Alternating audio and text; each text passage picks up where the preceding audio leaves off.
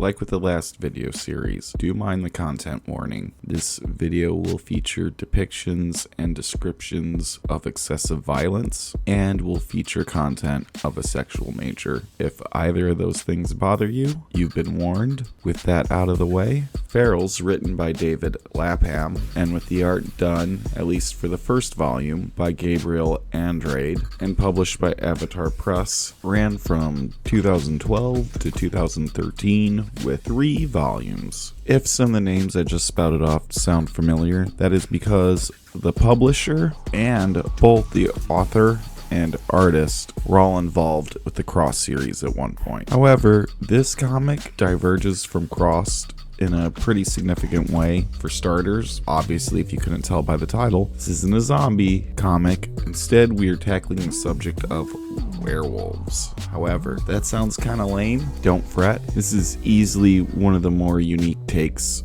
on a werewolf story I have ever seen, and if I'm being totally honest, leans more into a murder mystery than a straight up werewolf horror story. It's quite fantastic, and it's got a very strong pulpy vibe. So, if you're willing to tolerate something a little campy as werewolves, pinch in a dash of the X-Files, and some good old classic pulp noir storytelling, I can almost guarantee you will not regret it. This is a very fun ride. It goes to some pretty unexpected places. That being said, before we get into it, just a couple of things. First off, I don't really have good background footage for this. I didn't have anything on hand that would go well with werewolves, so I'm just gonna throw up random game footage from my streams. Sorry about that. Kind of put this video together in haste due to a recommendation. Second, this will be a 3-part series. I have other projects in the works right now. If this video can get around 20-25 likes, I will fast track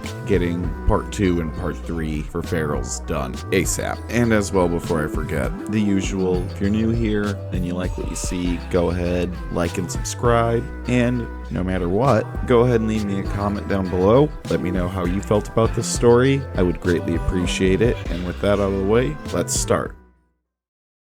Our story opens up in the town of Cypress in the state of Minnesota. They let us know that the population is 482 as the comic opens up with the interior of what looks like a mobile home with a grisly mess where a severed hand is laying out on a table holding a cup. And we are informed that the population went from 482 to 481. Standing outside at the entrance of this grisly mess are 3 people. 2 men and a woman, one of which is a police officer. The police officer will be our main character for the series, Dale Chestnut. The woman is Jackie, and she will be relevant for a good bit of this first arc. And then the third guy is the county coroner, Dennis Chicker. It's okay if you don't remember that name, he won't be super relevant to the plot. But anywho, the trio here are outside discussing the scene before them, where we get to learn that the victim is named Mark. Our main character here, Dale, was his best friend. Jackie is his ex-wife, who is the one who found the body. And at least as of now, the coroner cannot quite make sense of what has happened. Other than there's a good chance Mark is either dead or going to be dead very soon by the amount of blood everywhere inside the mobile home. We also learn through this exchange that Jackie has no heart for her ex-husband, and that apparently he was a bit of a wife beater. I'm just gonna go off on a tangent here a little bit. I'm gonna try not to do this too much and endlessly gloss this comic, but just get out of the way. Really enjoyed it, and like the way they drop this information, it's got a very sort of like cheesy or campy feel to it. Not too far off from like the way the dialogue and stuff was handled in like the Sin City movie and stuff. At least if you were to act this out in live action, that's how I would ideally imagine it. Especially as like you see here, she's like lighting the cigarette as she's talking about it all nonchalantly. I really like the writing in this comic. Like I said, it's campy, but in a good way. It gives it a very like pulpy feel to it. Like if you took this and made it a short story and put it in like a Weird Tales magazine next to like an H.P. Lovecraft story or Robert E. Howard or the Ashton Clark guy, it would fit right in. Farrell's would absolutely fit right in with those.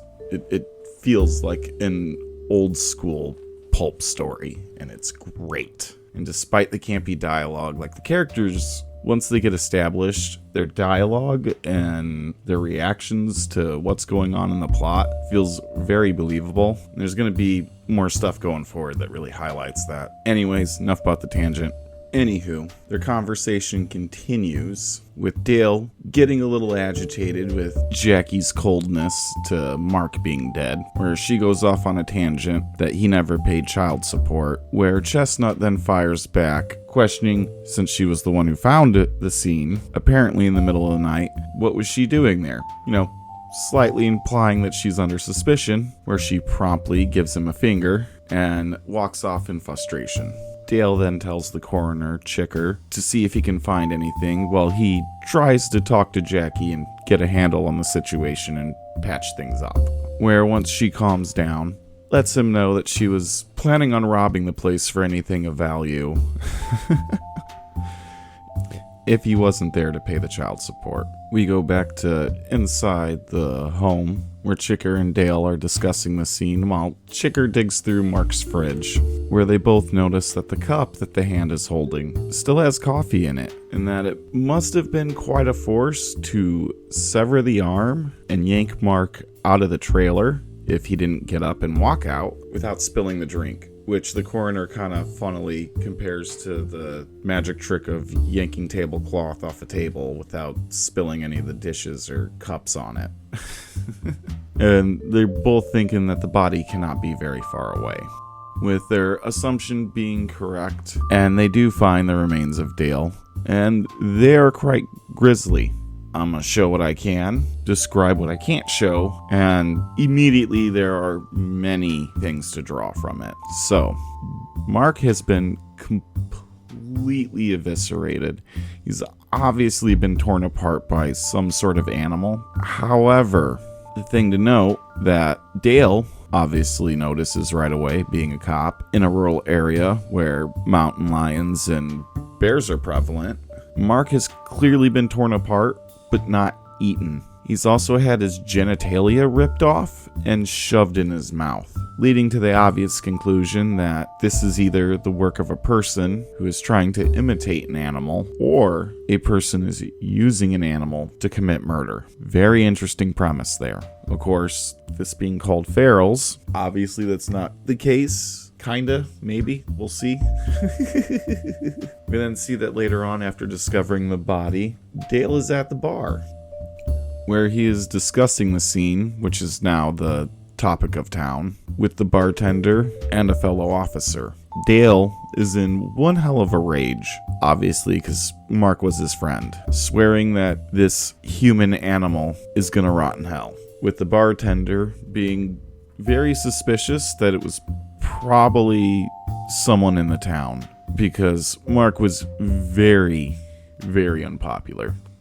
Dale and the cop he's with, named Ralph, don't worry if you forget that name, it won't be super relevant, he doesn't play a huge part, are continuing to get drunk and play pool when they notice a woman in a red dress has been eyeing Dale quite heavily, which gets his attention and encourages to come over and try to make a good first impression. Just gonna point out, as a character trait of Dale, well, actually, I'm just gonna give my quick breakdown so I don't have to give context later for Dale's actions. It is very explicitly stated throughout the story at multiple points. Dale is an idiot.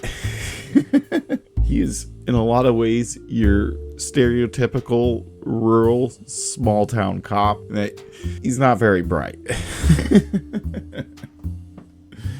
Doesn't think things through very well, and he's also, especially important for this scene here, and what's going to happen right after it, a massive horn dog. He absolutely cannot say no to any woman that bats eyes at him, and that will be very important to keep in mind going forward.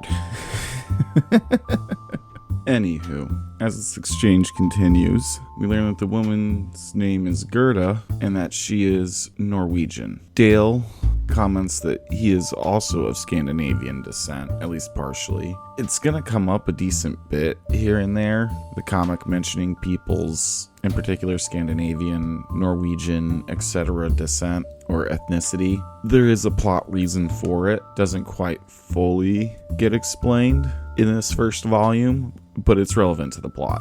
Anywho, Dale asks her what she's doing in the town since he's never seen her before. She informs him that she is running, and he lets her know that it's good that they're talking because he is one of only 3 officers in the town, and that he is absolutely obligated to protect and serve pretty ladies. Where she then starts to weirdly question him about her friend's murder, while starting to run her hand up his thigh and let him know that she's into pain, if you catch my drift. We then cut to a pretty explicit scene where they're getting busy in the bathroom. I can't show some of this because there's a decent bit of titillation going on. Now, I did chide cross to some extent for the explicit content in this, and while yeah, you can give it some slack for having it here, at least to some degree similar kinds of explicit content, I feel in Farrell's, and I'm just getting this out of the way now, much more justified. It has an actual reason to be in plot, and even though this scene is very explicit, there are details here I did not pick up right away, particularly with the art, that will be relevant later, or at least we'll get to it. I don't want to spoil things. But anywho, as they're getting it on, she is continuing to question him about the murder scene of his friend Mark, while also asking him to hit her. Obviously, Dale starts to get upset because, he wants to get it on with her, and she's telling him to hit her and then describe, his friend's body in gory detail. He then snaps and hits her, where we then cut to a little later where they are both clothed, and she is cleaning herself up and applying makeup to cover up the sock to the eye that she got. We then cut to later that night. It is 2 a.m. Dale is now drunk, crying, sitting on Jackie's porch. That would be Mark, the murdered man's ex-wife, who showed up to rob his home, trying to get Dale to calm down and come inside. When Dale comes inside, he tells Jackie that he forgot something, where before he can continue, Jackie just quickly interrupts him, lets him know that she's on the pill because she got sick of him never having condoms. Yeah, Jackie and Dale are having an affair of their own. So, just to clarify, Dale, who's deeply upset that his best friend has been murdered, who was upset at Jackie's coldness to his murder, as well as the fact that she was going to rob him if he didn't have the money for child support, got angry at the woman questioning him about the site for details while trying to have sex with that woman, is sleeping with his friend's ex-wife. Like I said, Dale is a horn dog, and obviously when it comes to getting laid, nothing's off the table. Oh yeah, see, Dale is something else as a main character. I said I like him as a main character. He's an enjoyable main character. I didn't say he was a good person, and he is not. And that's part of what makes him enjoyable, is he is a horn dog doofus. Anywho, Jackie then has to shush one of her children back to sleep, where promptly afterwards, she gets back to quieting Dale down the way you can imagine. I'm going to point out in this particular scene, to be relevant, Dale has scratches on his back from the exchange with the woman.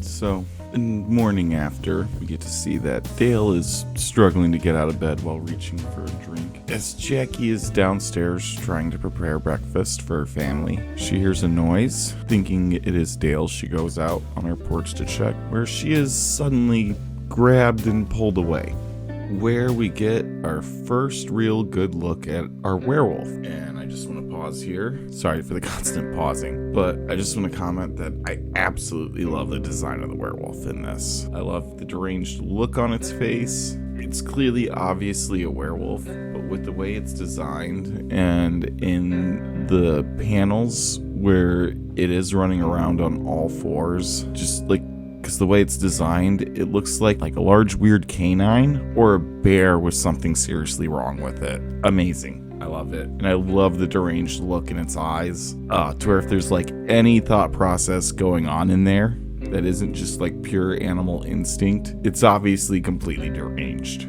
Anywho, so Jackie scrambles to get away from the wolf as it pulls her out into the lawn, screaming for Dale, as Dale is not really doing a good job of waking up, as she starts to get clawed and then viciously torn apart. Her daughter then begins to wake up, where she comes into the room where Dale is and wakes her up, wondering where her mom is, noticing that she's not in the house. That's when Dale finally hears the ruckus outside, tells the child to get under the bed, quickly gets his pants on, as well as grabbing his pistol, heads downstairs, where he sees a severed leg, obviously Jackie's, thrown into the main living room. He rushes outside, where the werewolf is now on top of Jackie, tearing her apart. Mark, being the cop that he is, immediately rushes, gun blazing, as he charges the wolf, where he trips over Jackie's other severed leg. When he looks up, the werewolf is gone, and he sees that Jackie's been completely eviscerated. All of her limbs have been removed, and it looks like the wolf was starting to eat at her parts. While he is distracted by this grisly scene, the wolf comes up from behind and slashes him really good on the back, sending him flying into a tree. I just want to point out, foreshadowing, look where the claw marks are on his back.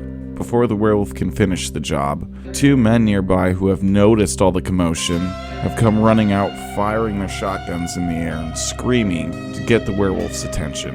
The werewolf, now realizing that multiple people are coming, immediately takes off, with the men as they are running to the scene to see what has happened, freaking out because they've never seen a bear that quite looked like that or move that fast. And then seeing the grisly scene on display, obviously being hunters by the way they're decked out, have never seen a bear do this to somebody. And being the decent neighbors that they are, we end this first issue with them splitting off.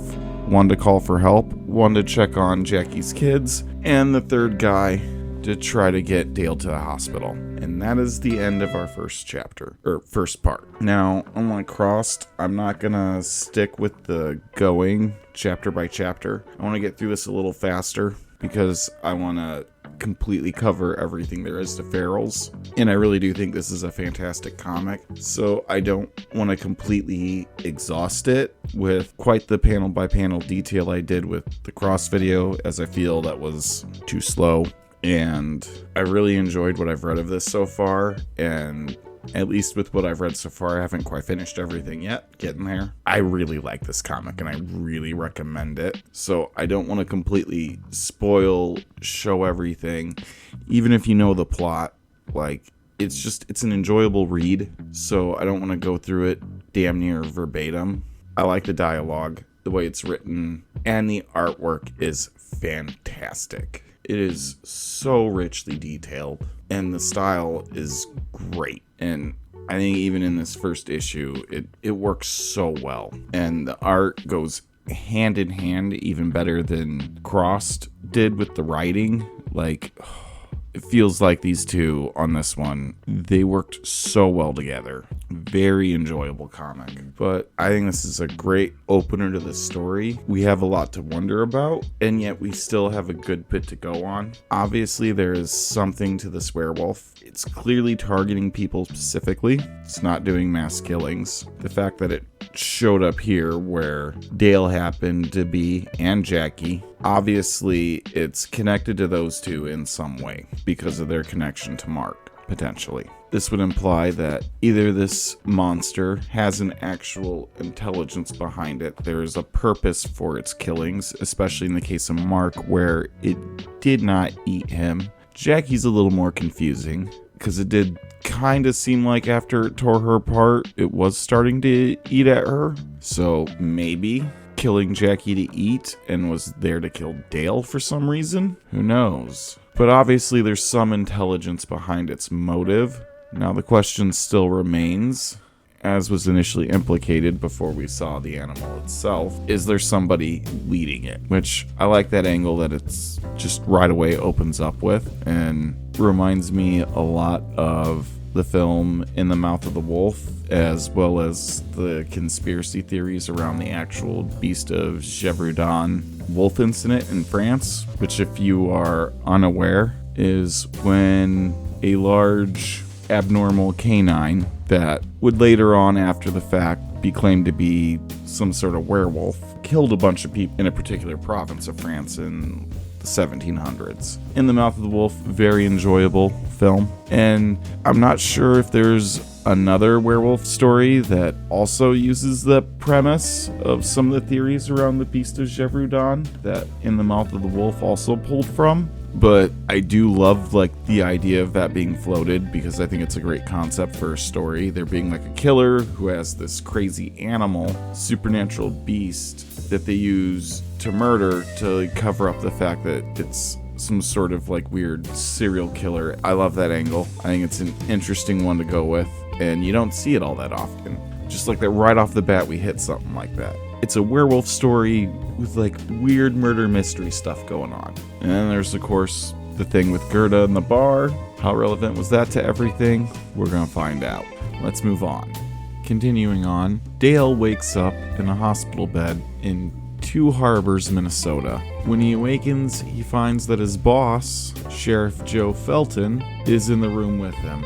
He lets Dale know that the hunters who found him were the ones who called everything in and reported that it looked like a bear was attacking Dale and Jackie. Dale tries to explain everything to the sheriff and that he thinks it killed Mark, where he then tries to tell the sheriff to get a posse together, where the sheriff interrupts him and lets him know that he's already on that. He has people looking for the animal, and that Dale was torn up so bad they had to take him to Two Harbors. He then lets him know that he's been unconscious for about 5 days now, where then the sheriff asks him if he knows somebody by the name of Gerda Ingerbitsson. I honestly have no idea how you'd pronounce that.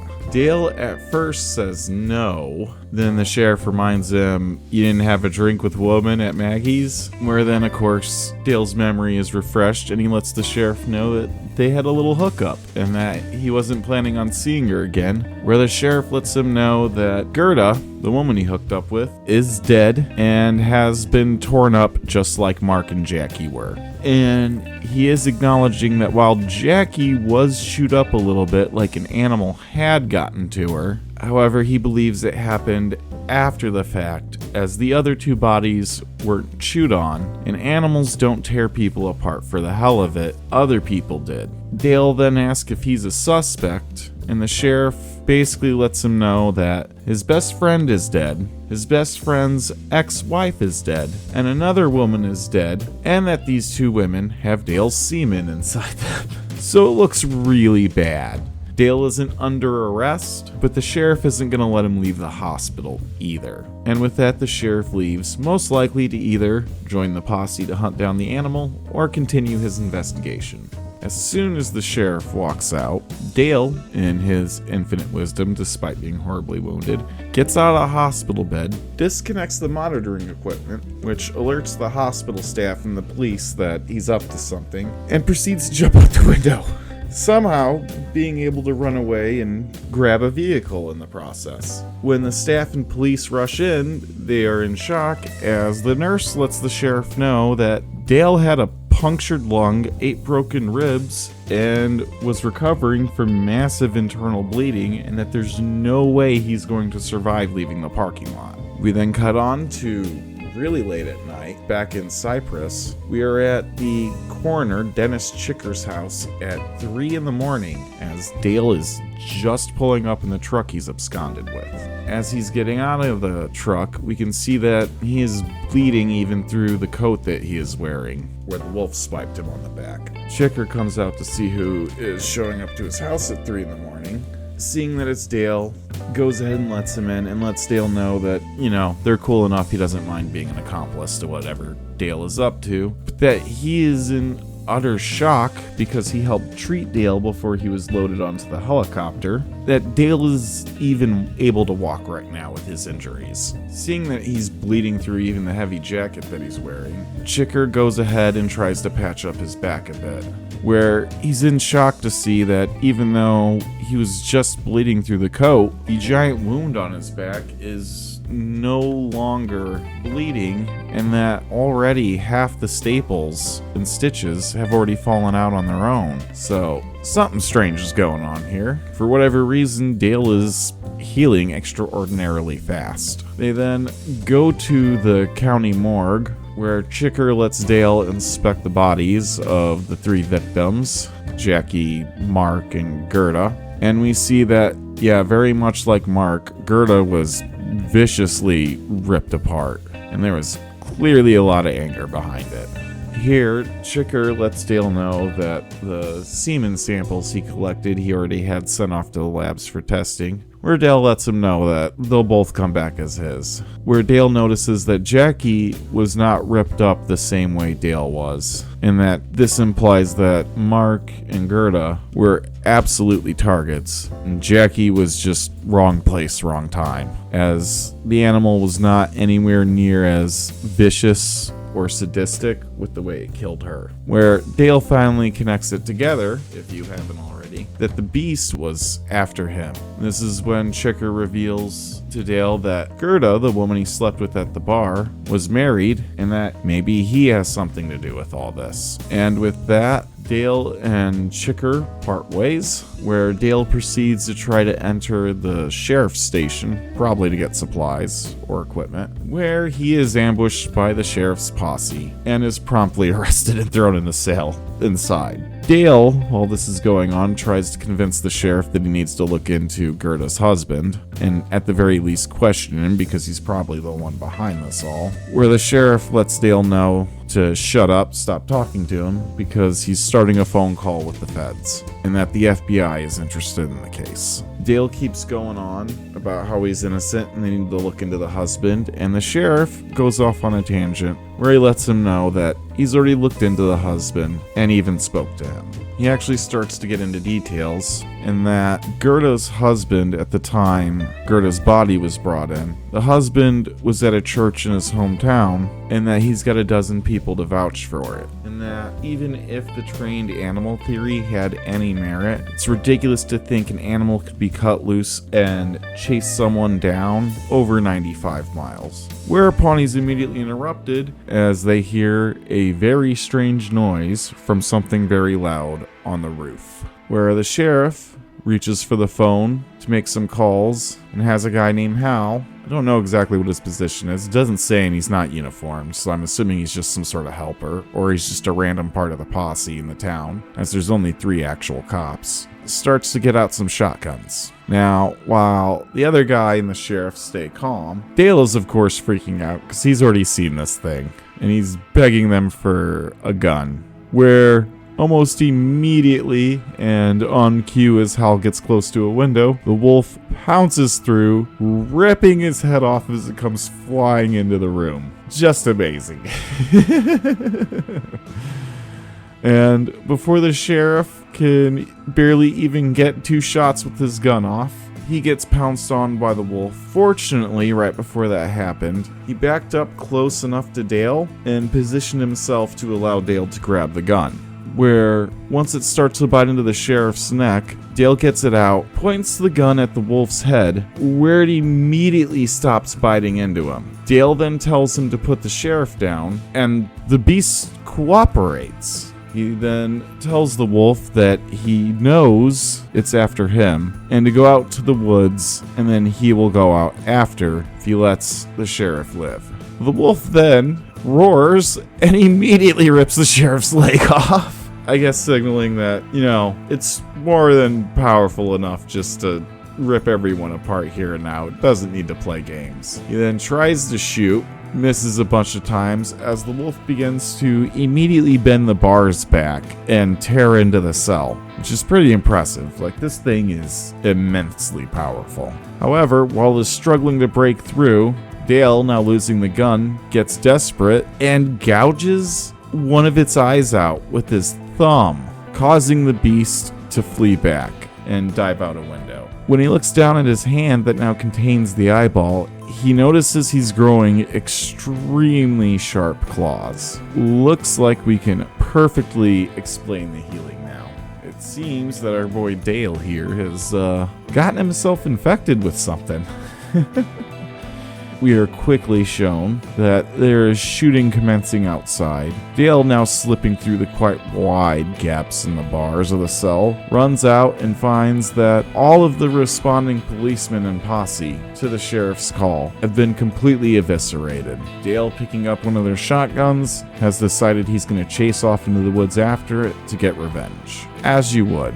While he is doing that, we get a quick little flashback to him and Gerda's interloping in the bathroom, where we get a very good close-up where we see that when she scratched his back, she very much had claws like he does now. She wasn't wearing like nails or anything. She had actual claws. Obviously indicating that this interloping with Gerda clearly, at least from Dale's perspective, is the cause of everything that is going on so far.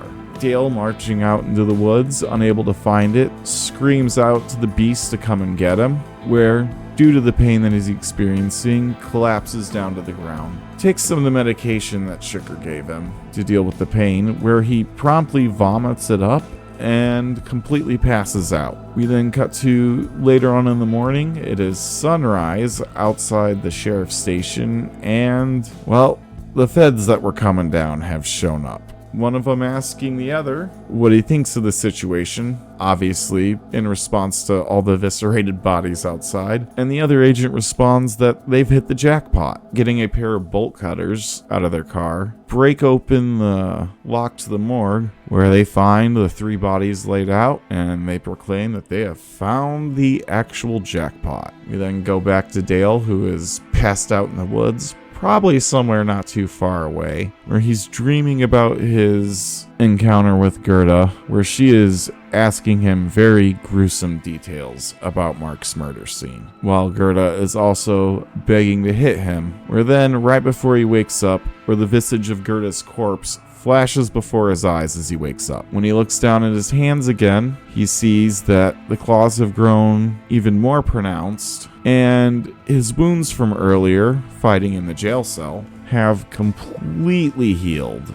And he can hear the beast now from very far away. So he immediately takes off running and finds it consuming a deer down by the river, still recovering from getting its eye gouged out. He whispers to himself that he's got it, where it promptly hears him, turns and roars. We then cut to what is probably the one surviving cop in the town, and he is being asked about Dale's behavior in recent days. This, of course, being the cop Dale was drinking at the bar with when he met Gerda. While he's being questioned, though, it looks like they are collecting organs from Gerda's body. I don't know why they would be questioning him and doing this in the same room, but the cop can't take it and goes out to puke while still being questioned, where he informs him about the incident with Gerda at the bar, and that afterwards Dale was kind of out of it in a way that scared him, with Dale being in a trance-like state, and that when he approached him, he just said that he loved her, and that he can still taste her,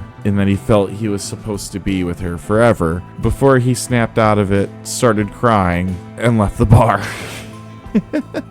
And that the cop Dale was with was scared from this, and that it freaked him out a little, and then starts questioning the agent if he thinks Dale will come back to him, since he's not sure if Dale's the one who did the murdering. Where the FBI agent tells him not to worry about it, they're taking over the matter, and just to go make his rounds. Where we find out the guy extracting things from Gerda's body is just the other agent named Shu, where the other agent asks him if he found what he's looking for. He motions over Jackie's body and says she was clean, which is consistent with the pattern, but Gerda had what he was looking for, and he says just like the others, where we find out the organ he extracted was Gerda's uterus, and he opens it up and we see a weird egg-looking thing. I'm gonna be honest, my human anatomy is not the great. I don't know, is that like supposed to be a fetus? I'm highly confused. I don't think so. I don't even think that's supposed to look like a normal human egg at all by any measure. I have no idea. But whatever it is, there's a lot more going on than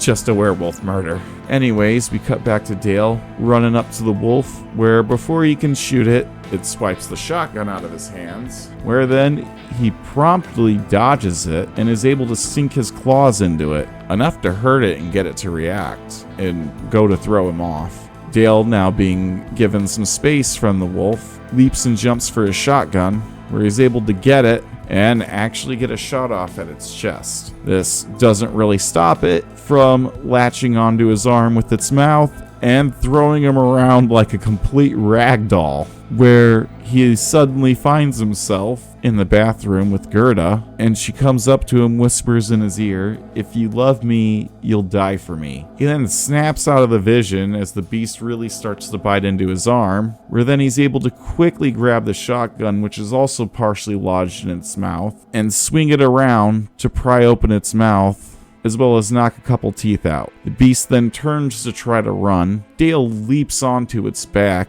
uses the shotgun as a club to knock the animal down to the ground, where then able to finally eject the spent shell that was from firing before, is able to get a shot off into the back of its head, where it promptly falls and collapses on him. With the beast now dead, Dale is now free to pursue the one lead he has, that being Gerda's husband. We then cut to a location in Bergen, Minnesota, where we see two lumberjacks. One coming up asks the other, named Christopher, this would be Gerda's husband, "What's wrong?" Christopher responds, "Something has happened. The Great One is dead," and then follows that up with, "Round up the others. That bitch has started something terrible, and I sense things on the horizon. Let's hope we can stop it in time." Very interesting. So, this next section of the story is a bit of a flashback involving Gerda and her husband, who we just saw. I am just going to quickly summarize the flashback so we can stay on track and keep moving with the main story. But the basics of it are: Gerda was a member of a werewolf cult. Presumably Christopher is the leader, her husband, and, as leaders of weird cults tend to do, obviously felt he could have some of the women of the group, namely Gerda's sister. Gerda found out about this, flew into a rage, interloped with another werewolf clan, convincing its members that she would help them take over her clan's town, while also making it look like they had an affair and murdered Gerda's sister, presumably so they would all kill each other. Gerda has then fled with that plan somewhat failing, and she interloped with Mark and Dale, mainly because they're cops, with the beast obviously as part of the cult rules since she is a woman, and it's a death sentence for her to cheat on her husband, with the wolf hunting her, sleeps with those two, gets her scent on them, so the werewolf would kill them, and presumably expose the cult to the outside world. I gotta say, not what I was expecting after reading the initial issue, but I am for it. This is very interesting. And it's interesting how much more complicated this plot gets with more and more of the backstory being revealed. There is already quite a few moving pieces. Great stuff. We now cut to the modern day. Christopher is pulling up into a barn, and he is absolutely in tears. And we can see there's something rather large in the back of his truck underneath a tarp. The guy he was with earlier is also crying as Christopher confirms to him that what he was worried about happening has come to pass, and it is shown that he has recovered the werewolf's body. Christopher stating that he needs to find out who did this and get revenge. We then cut to Dale, who has reached Bergen with what appears to be on foot and has crashed at a motel in the town. Whereupon he has a vision of Gerda, who is naked and tempting him, telling him to be a man. While in the middle of this, he wakes up and begs Gerda to back off and leave him alone a bit. He then goes into the bathroom and decides it's time to trim those claws of his down. And then asks the motel owner where he can go to get supplies for hunting and fishing, where then he heads out to that store. While there, begins asking the store owner just general questions about the area, what animals they can run to, where's a good place to hunt, just basic talk, while also asking him about the guns that he has and other nonchalant stuff, where eventually he asks him if he knows Gerda and her husband Christopher, where the store owner tells him, after getting a little nervous, that he should probably just go down to the sheriff's station and ask them. Dale then starts getting a bit aggressive, and that he needs to tell him where Christopher lives or he's gonna blow his head off. And then cut away where we see Dale has taken the store owner's truck while actively having visions of Jackie as he goes down the road and is getting extremely excited as he pulls closer and closer to Christopher's property. While going down the country road, he ends up somehow not noticing and hitting a spike trap, promptly causing him to spin out and flip over into the side of the road. We then cut back to somewhere else in Minnesota where our two agents from before are sitting down by the river as an RC boat with 3 colors painted on it rolls up. The one agent comments on the color pattern, red, green, blue, and that somebody must be getting nervous. We then see that the RC boat is actually pulling a supply crate that is full of weapons. They then comment that whoever it is that they're talking about must be extremely nervous to send a kit like this. They then take the sample that they took from Gerda's uterus, put it in the boat, and it promptly takes off down the river. Where our one agent asks Shu if he believes in God. Shu responds not even as a concept. The other agent tells him that it was nice working with him, and Shu tells him ditto. We then cut back to Dale, who is getting drug out of the flip truck, and we see that it is the other man that was working with Christopher, who calls Dale a son of a bitch and a pervert, but before he can do anything else, Dale pulls a knife and manages to lodge it in the man's arm, which enables Dale to break free, go grab his shotgun from just outside the wrecked truck, and fire it off. Whereupon he misses, drops it, reaches for the rifle inside, where Christopher jumps out now and begins to start attacking Dale as well. They struggle for the rifle a good bit before Christopher knocks Dale to the ground. However, Dale has landed right on the rifle they were struggling over. The other man with Christopher pins Dale down while Christopher goes to get chains. He then picks Dale's up. This is hilarious. He picks Dale up by his feet, dangling him upside down. Christopher tries to warn him of what he is doing, but before he realizes it, Dale has already gotten a hold of the gun that he was laying on and completely eviscerates the top half of the guy that was with Christopher. I forget his name. I'm not going to mention it. It doesn't matter. He's dead now. But Christopher is in a rage as his buddy has just gotten blown to bits for being an idiot. He then promptly, with the chains, begins to whip the ever-loving shit out of Dale. They continue to struggle for a bit. Dale finally ends up getting Christopher in a chokehold, and while he's taunting Christopher and proclaiming that he's going to do worse things to him than what the wolf did to Gerda, Christopher plants his claws deeply in Dale's stomach and rips some of his intestine out, where then Dale realizes it's probably a bad idea for him to have clipped his nails, where he then passes out from his wounds, and Christopher then proceeds to chain him up. We now go to a dream Dale is having, where he is again in bed with Gerda, and she is mounting on top of him, talking about how big he is, as she begins to press a lot of pressure into his stomach. Dale asks her to stop, where she asks him if the pain isn't worth it, as she then proceeds to rip out his intestines and tell him it's delicious. He then immediately wakes up, vomiting, and we see that Dale's opening on his stomach is almost completely healed with nothing but claw marks left. Before he can fully quite get a grasp of where he is, Christopher comes barging in, Before Dale can realize who he is, he asks him for help and tells him that his stomach's hurting, where Christopher informs him it'll be like that for a few days. Once Dale hears his voice, he actually recognizes who he is, where he promptly starts to freak out. Christopher tells him to calm down, and if anyone has a right to be angry, it's him, because you were the one sleeping with his wife. He then proceeds to ask Christopher why Christopher is bothered to keep him alive, as well as stating that he really doesn't understand what's going on and what's happening to his body, where Christopher informs him that Dale has presented him with a bit of a problem and that he needs to show Dale something. We then cut back to our two suited agents, where the one, who I haven't said his name yet, his name is Marcellus, is asking Shu if he's got a family, where Shu responds, they've been working together for 2 years and you've never once asked me about my personal life. Where Marcellus informs him he never gave a shit, but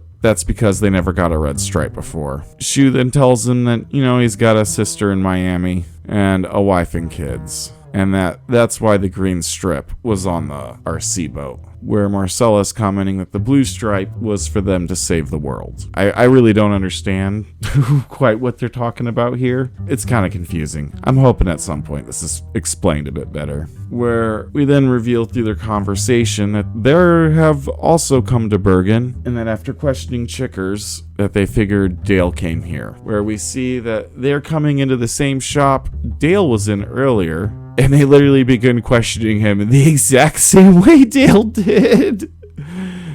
And unlike Dale, they promptly begin to beat him for information. We then cut back to Dale and Chris walking along, where Dale is asking Chris if his interactions with the wolf is behind what is happening to his body. Christopher starts funny, stating that of course you would think the wolf did it, but the wolf has had no effect on you, and that the changes going on with his body are from him having sex with Gerda, and that he's aware that Dale is probably dreaming of her constantly, and that she put her disease in him. He then starts joking with Dale about Dale having a bunch of STDs because he can smell all the women that Dale has been with. And he lets Dale know that he's just trying to amuse himself so he doesn't kill Dale already. And then go back to the agents, where Marcellus is asking Shu if he really thinks Dale Chestnut is their guy, with Shu responding that he didn't really think so, but the higher-ups must be convinced, and that this has got to be real deal this time. Marcellus then states that he still doesn't believe that they're actually going after real werewolves, and that if Shu, in his time with the service, has ever seen anything actually convincing. Shu then recounts to Marcellus that back in 2004, he met a man who said he had the devil inside him,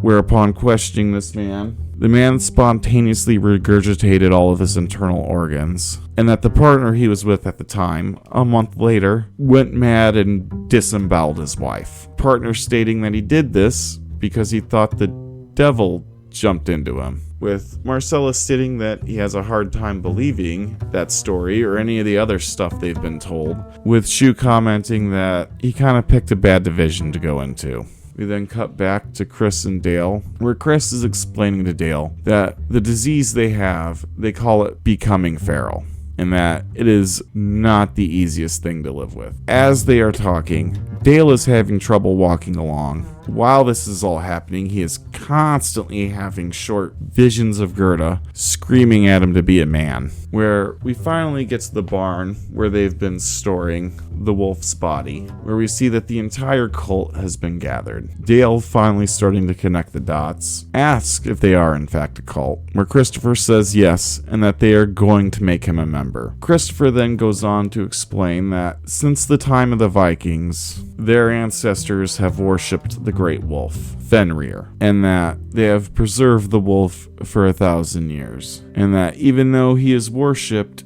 he is not a god. He is a star that burns bright and in a decade is gone. And then when the wolf dies, they draw lots. The chosen from the lot will drink the blood from the wolf and transform into it. And that they do this as a form of sacrifice to their god Fenrir. And that the current wolf that Dale had killed had only been 3 years old, and so they should have had way more years before they had to make another sacrifice. And that this time around, the next one was a young boy who drew the lot, and and that he was no longer going to be able to chase his dreams of becoming a varsity football member. However, Christopher decided that after the boy drew the lot, that anyone was going to become the beast, it should be Dale, so they don't have to sacrifice any more of their young, at least for their go-around. We then see that just outside the barn, our agents are getting locked and loaded, where Shu asks Marcellus if he's ready to shoot some kids, with Marcellus telling him, "Don't get me excited." As we can see, these are proper federal agents to a T. These people would make the ATF absolutely proud. Inside the barn, Christopher is informing Dale that once he transforms into the wolf, that they will take care of him. They will provide him women when his urges strike, and they will also provide human prey for when the rage overtakes him. With all this being explained, Dale is obviously freaking out, letting Christopher know that even if he transforms, he's still going to try to kill him. With Christopher responding that it must be a comforting thought to know that he can't kill Dale right now, and that once Dale transforms, he will actually be taking part in worshiping him. They then start to draw blood from the wolf as they get Dale ready to drink it. And right before they can start to force it down Dale's throat, our two agents bust in and just start blowing everybody apart. The women, the children, I mean, it is gnarly. Not only that, but the guns they're using clearly have a very high caliber or are using some pretty wild ammunition, as everyone they're shooting is just completely eviscerated. Heads, arms, giant cavities in the torso. I mean, it's like they're getting hit with explosive rounds. It is completely ridiculous and overkill. And they end up dropping almost everyone in the room before any of the cult members can even properly react. But when most of them are down, Christopher is able to jump in and cleave Shu's arm off in one swipe. Marcellus goes ahead and takes a quick shot at Chris, landing a hit, knocking him to the ground. Marcellus, freaking out about Shu's wound, gets distracted trying to tend to him, where he forgets to check that Christopher is dead, who promptly rips open his throat with his one good hand left. Shu takes the shot and puts down Christopher, leaving a giant hole in his chest. Now, with everyone else dead, Dale, in his wounded state, having taken a hit but managing to not die, tells the agent that he needs to go around and keep shooting till he's sure that everyone is absolutely dead. Where then, right before he passes out, he has a vision of an angelic Gerda, where he's proclaiming to her that he finally got them all. And that, folks, is the end of the first arc of Ferals. Boy, do I gotta say, what a banger. It was literally every issue, the story escalates to like something new, and I absolutely love it. First, we start with murder mystery, then werewolf, then cults, and then the feds. And it turns out there are more than one werewolf group. And this is just the end of the first arc. There's still more to go. There's quite a bit more to go. And there's quite a bit to unpack as well. For starters, let's just get down and dirty with the werewolves. Straight up, this has got to be one of the most unique take on the werewolf that I've ever seen, where we have a cult of people who have a disease that clearly makes some of their behavior, especially when it comes to sex, completely uncontrollable. Or at least they seem to have a hard time controlling it. And two, they have enhanced abilities. Like, they seem to be able to heal like Wolverine could. They grow sharp claws, and if you didn't pick up on it, with Dale being able to hear the wolf from far away, whereas before he wasn't, their other senses have been greatly enhanced as well. Then on top of it, there's a second version of this virus that turns people into a full-blown wolf monster. However, unlike traditional werewolves, it doesn't seem like they turn back, and once they have turned, they got about 10 years before they die. Very interesting. I can't think of anything remotely similar to that, with exception being the Balverines from Fable. Because if I remember correctly, the Balverines are these large, like, werewolf-like monsters in the Fable games. And for the most part, they're just wild animals, anthropomorphic wolf monsters that just exist in the world. However, when people are bitten by them and survive, there's a chance for them to contract a disease where they turn into a white one. And also, like in this, once they transform, they're stuck in that state permanently. I know there's probably a couple other werewolf things out there where the transformation's permanent, but that's the only one I can really think of off the top of my head. But yeah, that was Feral's, and it was awesome. The artwork is top-notch, richly detailed, works well with the writing. I mean, as case in point, all the foreshadowing with the scratch on his back from Gerda, foreshadowing that the wolf was after him, and as well as the fact that, hint, hint, like, she was the source of his infection. Very interesting. And I can only imagine, because at this point in time of recording this, I still haven't read all that there is to Feral's, so I can only imagine how much crazier this goes. Yeah, I really liked it. I thought the pacing was completely on point. Like, reading through these 6 issues, it doesn't feel like you've read through, at least for me, it doesn't feel like I read through like 6 comic books. It feels like, when I sit down and read this, I can read all 6 of these, and, it feels like only 5 minutes has gone by. Like, the pacing is so good, and it is so entertaining and on point, and the dialogue is like that perfect blend where it helps go the story along, it's serious when it needs to be, but it's also really cheesy and campy and has a lot of levity to it. This is just one of those stories where, even though it's a horror story and they could have played it completely serious, they didn't. And I just feel like having something that's more campy, has a good bit of levity, a lot of black humor, this is absolutely perfect for the comic book medium. This is one of those things where I can look at and be like, this is how you should write your comic. You should have pacing like this. You should have art that works well with the writing like this does, aiding in things like foreshadowing, rather than just acting as a visual to the raw text. Which, I mean, there's nothing wrong with that, but once I realized there was stuff like that in the art, I paid way more attention to the art itself, and yeah, it definitely helped enable a greater appreciation for it. Rock solid. Dale, also as a main character, is very entertaining because he's just a complete doofus and a jackass.